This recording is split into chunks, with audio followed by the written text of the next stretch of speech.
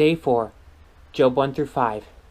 There was a man in the land of Uz, whose name was Job, and that man was blameless and upright, one who feared God and turned away from evil.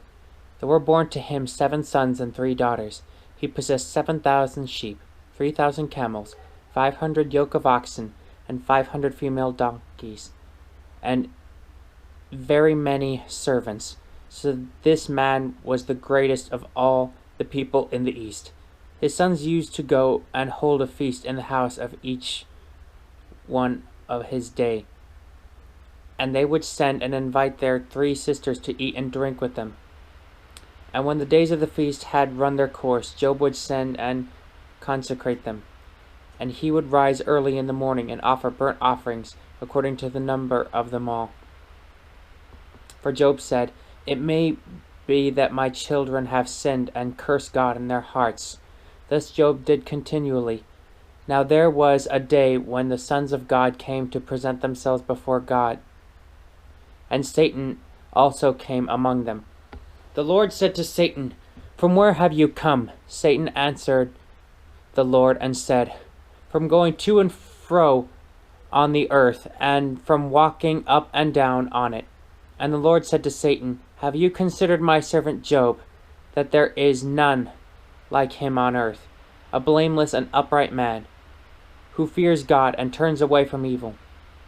Then Satan answered the Lord and said, "Does Job fear God for no reason? Have you put on a hedge around him and his house and all that he has on every side? You have blessed the work of his hands, and his possessions have increased in the land. But stretch out your hand and touch all that he has, and he will curse you to your face." And the Lord said to Satan, "Behold, all that he has is in your hand. Only against him do not stretch out your hand." So Satan went out from the presence of God. Now there was a day when his sons and daughters were eating and drinking wine in their oldest brother's house. And there came a messenger to Job and said, "The oxen were plowing and the donkeys feeding beside them, and the Sabines fell upon them and took them and struck down the servants with the edge of the sword, and I alone have escaped to tell you." While he was yet speaking, there came another and said, "The fire of God fell from heaven and burned up the sheep and the servants and consumed them, and I alone have escaped to tell you." While he was yet speaking, there came another and said, "The Chaldeans formed 3 groups and made a raid on the camels and took them and struck down the servants with the edge of the sword, and I alone have escaped to tell you." While he was yet speaking, there came another and said, "Your sons and daughters were eating and drinking wine in their oldest brother's house, and behold, a great wind came across the wilderness and struck the 4 corners of the house, and it fell upon the young people, and they are dead, and I alone have escaped to tell you." Then Job arose and tore his robe and shaved his head and fell on the ground and worshipped. And he said, "Naked I have come from my mother's womb, and naked shall I return. The Lord gave, and the Lord has taken away. Blessed be the name of the Lord." In all this Job did not sin or charge God with wrong. And there was a day when the sons of God came to present themselves before the Lord, and Satan also came among them to present himself before the Lord. And the Lord said to Satan, "From where have you come?" Satan answered the Lord and said, "From going to and fro on the earth, and from walking up and down on it." And the Lord said to Satan, "Have you considered my servant Job, that there is none like him on the earth, a blameless and upright man, who fears God and turns away from evil? He still holds fast his integrity, although you incited me against him to destroy him without reason." Then Satan answered the Lord and said, "Skin for skin, all that a man has he will give for his life. But stretch out your hand and touch his bone and his flesh, and he will curse you to your face." And the Lord said to Satan, "Behold, he is in your hand. Only spare his life." So Satan went out from the presence of God and struck Job with loathsome sores from the sole of his foot to the crown of his head. And he took a piece of broken pottery with which to scrape himself while he sat in the ashes. Then his wife said to him, Do you still hold fast your integrity? Curse God and die." But he said to her, "You speak as one of the foolish women would speak. Shall we receive good from God, and shall we not receive evil?" In all this Job did not sin with his lips. Now when Job's 3 friends heard of all this evil that had come upon him, they came each from his own place: Eliphaz the Temanite, Bildad the Shuhite, and Zophar the Naamathite. They made an appointment together to come to show him sympathy and comfort him. And they saw him from a distance. They did not recognize him. And they raised their voices and wept. And they tore their robes and sprinkled dust on their heads toward heaven. And they sat with him on the ground 7 days and 7 nights. And no one spoke a word to him, for they saw that his suffering was very great. After this, Job opened his mouth and cursed the day of his birth. And Job said, "Let the day perish on which I was born, and the night that said, a man is conceived. Let that day be darkness. May God above not seek it, nor light shine upon it. Let gloom and darkness claim it. Let clouds dwell upon it. Let the blackness of the day terrify it. That night let thick darkness seize it. Let it not rejoice among the days of the year. Let it not come into the number of the months. Behold, let that night be barren. Let no joyful cry enter it. Let those who curse it, who curse the day, who are ready to rouse up Leviathan. Let the stars of its dawn be dark. Let it hope for light, but have none, nor see the eyelids of the morning, because it did not shut the doors of my mother's womb, nor hide trouble from my eyes. Why did I not die at birth, come out from the womb and expire?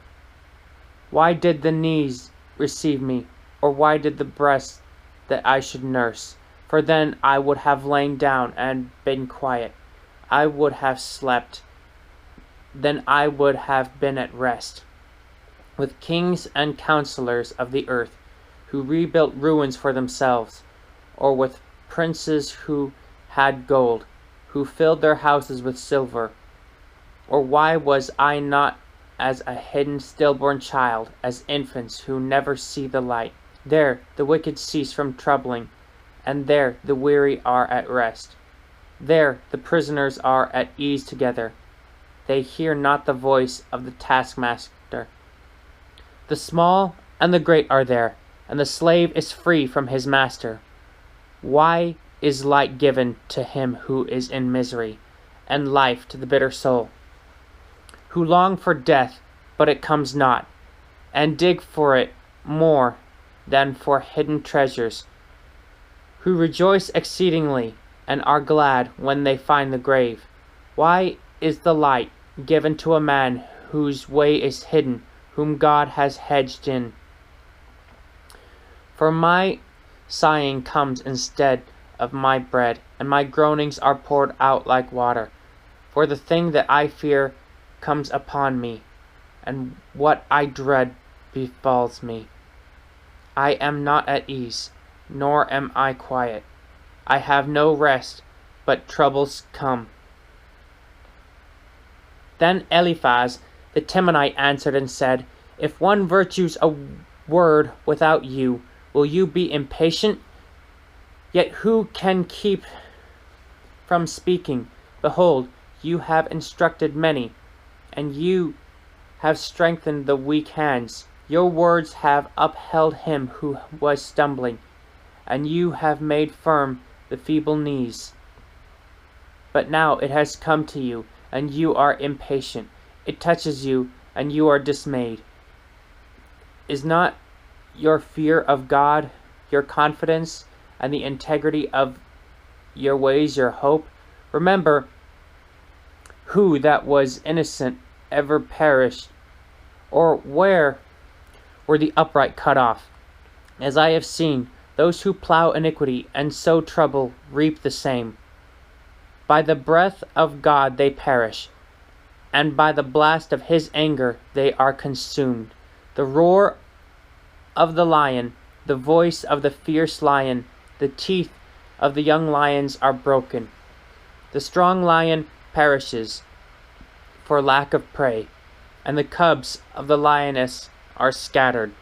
Now a word was brought to me stealthily. My ear received the whisper of it. Amid thoughts from visions of the night, when deep sleep falls on men, dread came upon me and trembling, which made all my bones shake. A spirit glided past my face. The hair of my flesh stood up. It stood still, but I could not discern its appearance.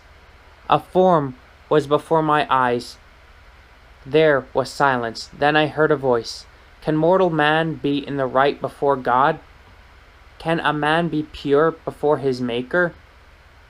Even in his servants who put no trust, and his angels he charges with error. How much more those who dwell in the house of clay, whose foundations is in the dust, who are crushed like the moth. Between morning and evening they are beaten to pieces.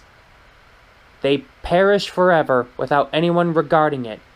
Is not their tent cord plucked up within them? Do they not die? And that without wisdom? Call now. Is there anyone who will answer you? To which of the holy ones will you turn? Surely vexation kills the fool, and jealousy slays the simple. I have seen the fool taking root, but suddenly I cursed his dwelling. His children are far from safety. They are crushed in the gate, and there is no one to deliver them. The hungry eat his harvest, and he takes it even out of thorns. And the thirsty pant after his wealth. For affliction does not come from the dust, nor does trouble spout from the ground. But man is born to trouble as the sparks fly upward. As for me, I would seek God, and to God would I commit my cause, who does great things and unsearchable, marvelous things without number. He gives rain on the earth and sends waters on the fields. He sets on high those who are lowly, so that their hands achieve no success. He catches the wise in their own craftiness, and the schemes of the wily are brought to a quick end. They meet with darkness in the daytime, and grope at noonday as in the night. But he saves the needy from the sword of their mouth, and from the hand of the mighty. So the poor have hope, and injustice shuts her mouth. Behold, blessed is the one whom God reproves. Therefore, despise not the discipline of the Almighty, for he wounds, but he binds up. He shatters, but his hands heal. He will deliver you from 6 troubles. In 7 no evil shall touch you. In famine he will redeem you from death, and in war from the power of the sword. You shall be hidden from the lash of the tongue, and shall not fear destruction when it comes. At destruction and famine you shall laugh, and shall not fear the beasts of the earth. You shall be in league with the stones of the field, and the beasts of the field shall be at peace with you. You shall know that your tent is at peace, and you shall inspect your fold, and miss nothing. You shall know also that your offspring shall be many, and your descendants as the grass of the earth. You shall come to your grave in ripe old age, like a sheaf gathered up in its season. Behold, this we have searched out. It is true. Hear and know it for your good.